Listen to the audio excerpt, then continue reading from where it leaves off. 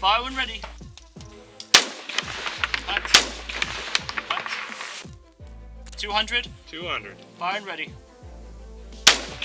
Impact. Impact.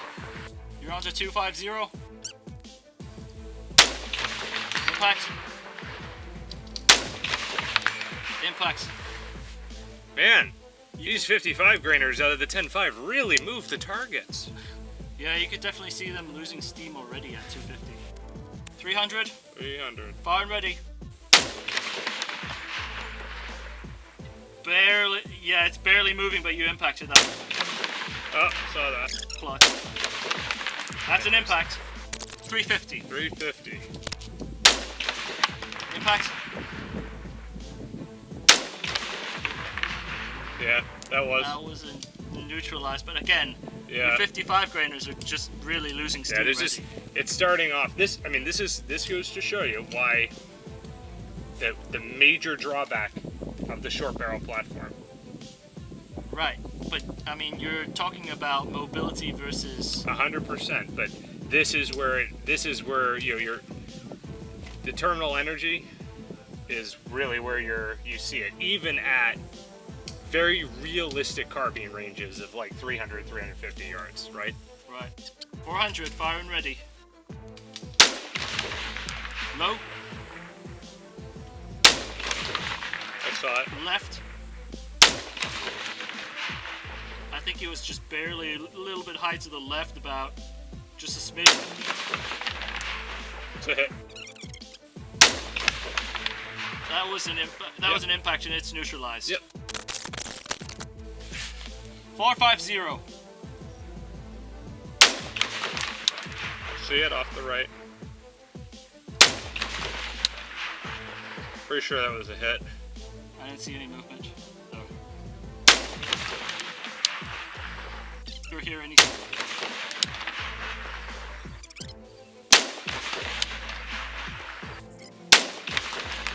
That was a hit. That was for sure. That was an impact. Alright. Alright, let's move on. Alright, time on at 500. Here we go. That's an impact. That's a hit, yeah. Impact.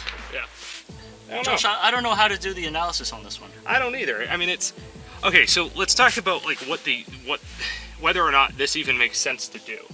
Like I've got a 1 to 8 on a 10.5. This setup is designed for like the 200 and in, probably even 100 and in, probably even closer than that, ideally. Right. But with the help of a magnified optic, we pushed it to 500. Now, one thing to consider though, just because you can reach the target. No qualms there. There were definitively ones that were off the left edge and off the right edge.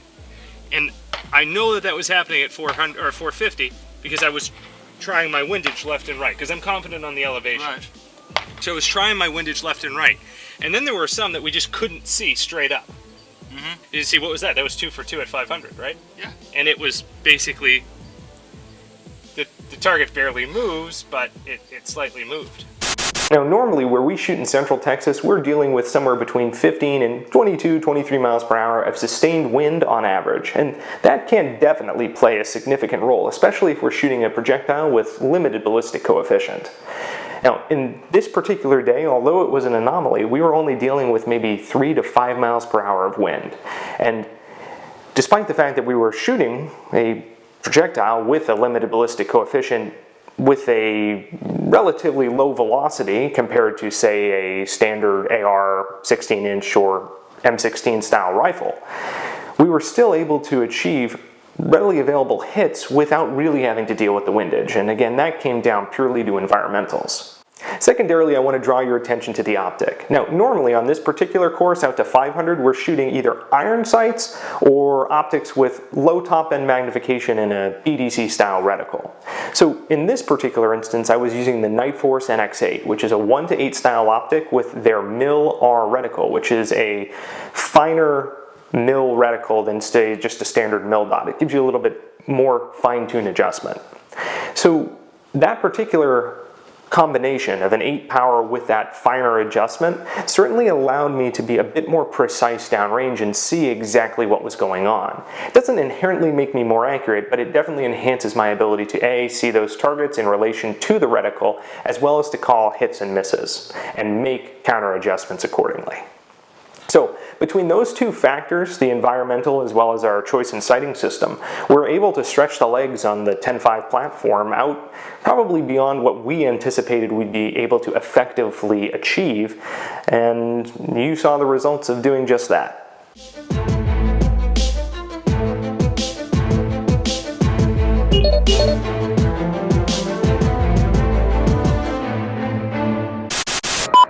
716 is 296, 4 Vic, 8 packs, red con 1, green to green. How copy, over? 296 is